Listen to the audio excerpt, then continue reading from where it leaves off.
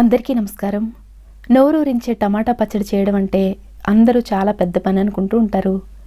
అయితే రోజుల తరబడి ఎండలో పెట్టే ప్రాసెస్ ఏమీ అవసరం లేకుండా కేవలం అరగంటలో చాలా సులువైన పద్ధతిలో ఎంతో రుచిగా ఉండే టమాటా పచ్చడి ఇప్పుడు చూసేద్దాం. అస్సలు ఘాటు లేకుండా ఎంత ఎక్కువ తిన్నా కానీ వేడి చేయకుండా ఉండేలా అద్భుతమైన రుచితో ఉండే ఈ పచ్చడి చేయడం కోసం 1 కేజీ బాగా పండిన నాటు టమాటాలని తీసుకోవాలి. టమాటాలు ఎక్కడా నొక్కుడు పడకుండా గట్టిగా ఉండడంతో పాటు చక్కగా ఎర్రగా పండిన నాటు టమాటాలని మాత్రమే తీసుకోవాలి. వీటిని బాగా కడిగి చిల్లులు గిన్నెలో వేసి కొద్దిసేపు ఆరిన తర్వాత ఇలా చిన్న చిన్న ముక్కలుగా కట్ చేసి రెడీ చేసుకోవాలి. 1 కేజీ టమాటాలకి 100 గ్రాముల చింతపండు అయితే సరిగ్గా సరిపోతుంది. అయితే ఎండలో ఆరబెట్టి చేసే టమాటా పచ్చడికి వేరే రకమైన కొలతలు ఉంటాయి. టమాటా పచ్చడి కొంచెం ఎక్కువ క్వాంటిటీలో తిన్నా కానీ వేడి కానీ వాతం కానీ చేయకుండా ఉండడం కోసం ఇక్కడ నేను పాత చింతపండు తీసుకుంటున్నాను. ఒకవేళ మీకు కావాలంటే కొత్తదైనా వాడుకోవచ్చు. మీరు ఏ చింతపండు తీసుకున్నా కానీ ఈనెలు కానీ గింజలు కానీ లేకుండా చక్కగా శుభ్రం చేసుకున్న తర్వాత ఇందులో ఇసుక దుమ్ము లాంటివి ఏమైనా ఉంటే పోయేలా ఒకసారి వేడి నీళ్ళతో కడిగి ఇలా స్టీల్ కడాయిలో వేసుకోవాలి. తర్వాత మనం కట్ చేసి పెట్టుకున్న టమాటా ముక్కలు కూడా వేసి ఇందులో నూనెమీ వేయకుండా మంట మీడియం ఫ్లేమ్లో ఉంచి ఉడికించుకోవాలి. ఇలా వీటిని ఉడికించుకోవడం కోసం అల్యూమినియం కడాయి లాంటివి కాకుండా ఖచ్చితంగా స్టీల్ కడాయిని కానీ లేదా మట్టి పాత్రను కానీ మాత్రమే వాడుకోవాలి. ఇలా స్టవ్ మీద పెట్టిన తర్వాత మధ్య మధ్యలో కిందికి పైకి కలుపుకుంటూ ఉడకనివ్వాలి. అలాగే ఇందులో ఉన్న నీరంతా పోయేలా మూత పెట్టకుండా మాత్రమే ఉడికించుకోవాలి.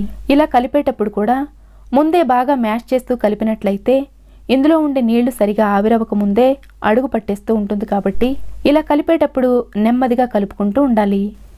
ఇలా కొద్దిసేపు ఉడికేసరికి ఇందులో ఉండే నీరంతా ఆవిరైపోతూ ఉంటుంది. ఇలా ఇది దగ్గర పడిన తర్వాత ఇందులో ఉన్న నీరంతా పూర్తిగా ఆవిరైపోయే వరకు కంటిన్యూస్గా కలుపుతూ ఉడికించుకోవాలి. ఇది దగ్గర పడేటప్పుడు అడుగు పట్టే అవకాశం ఉంటుంది. కాబట్టి అటు ఇటు వెళ్ళిపోకుండా దగ్గర ఉండి మాత్రమే కంటిన్యూస్గా కలుపుకుంటూ ఉడికించుకోవాలి. ఇది సరిగ్గా ఉడికినట్లయితే ఇలా మనం కలిపేటప్పుడు ఆవిరేమీ పైకి రాకుండా ఇలా డ్రైగా తయారవుతుంది. ఇప్పుడు స్టవ్ ఆఫ్ చేసుకుని దీన్ని స్టవ్ మీద నుంచి దించి పక్కన పెట్టుకుని చల్లారనివ్వాలి. ఇప్పుడు స్టవ్ మీద చిన్న ప్యాన్ పెట్టుకుని 1 స్పూను మెంతులు వేసుకొని మంట లో ఫ్లేమ్లో ఉంచి కలుపుతూ వేయించుకోవాలి. మెంతులు ఇలా మంచి రంగులోకి వేగినట్లయితే పచ్చడి కమ్మటి వాసనతో చాలా రుచిగా ఉంటుంది. ఇవి ఇలా వేగిన తర్వాత 2 టేబుల్ స్పూన్ల పెద్ద ఆవాలు వేసుకోవాలి. ఇవి అర నిమిషం పాటు వేయించుకున్న తర్వాత స్టవ్ ఆఫ్ చేసి వీటిని పూర్తిగా చల్లారనివ్వాలి. ఆవాల్లో ఏమైనా పచ్చితనం ఉంటే ప్యాన్లో ఉండే వేడికి పూర్తిగా వేగిపోతాయి.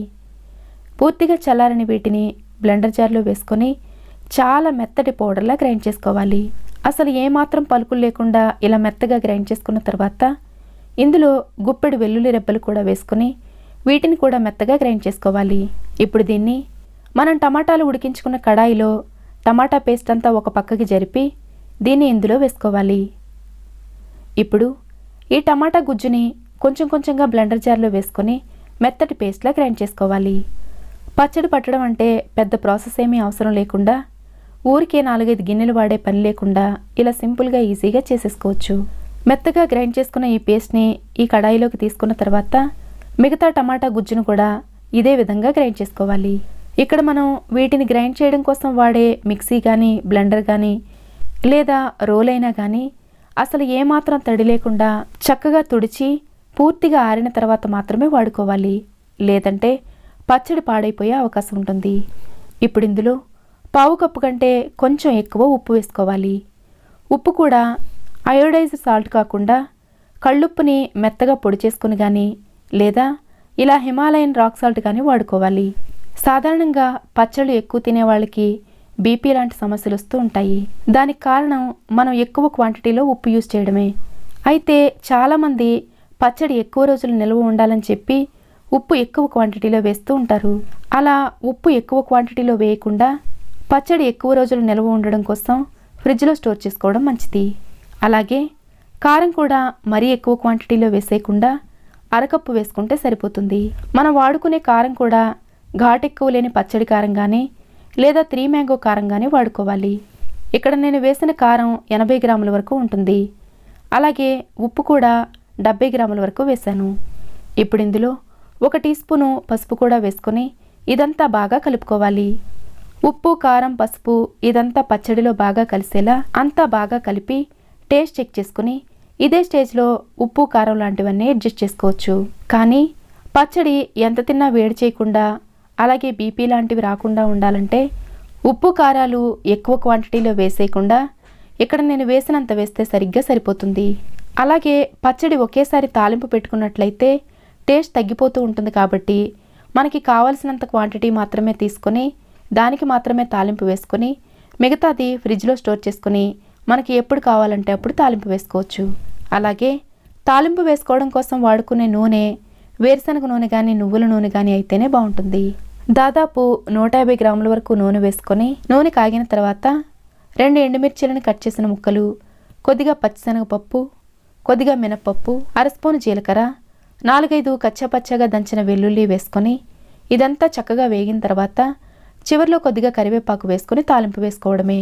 పప్పులు వేగిన తర్వాత ఇలా చివరిలో కరివేపాకు కొంచెం ఎక్కువ క్వాంటిటీలో వేసుకున్నప్పుడు నూనె పైకి చిందే అవకాశం ఉంటుంది. కాబట్టి ఒకసారి ఇలా మూత కొంచెం సైడ్గా వేసి మూత తీసి ఒకసారి బాగా కలిపి అప్పుడు పచ్చడిని ఇందులో వేసుకోవాలి. పచ్చడిలో పప్పులు ఉంటే ఇష్టం లేని వాళ్ళు పప్పులు మాత్రం స్కిప్ చేసి మిగతా ఇంగ్రీడియంట్స్ వేసుకుని తాలింపు వేసుకోవచ్చు.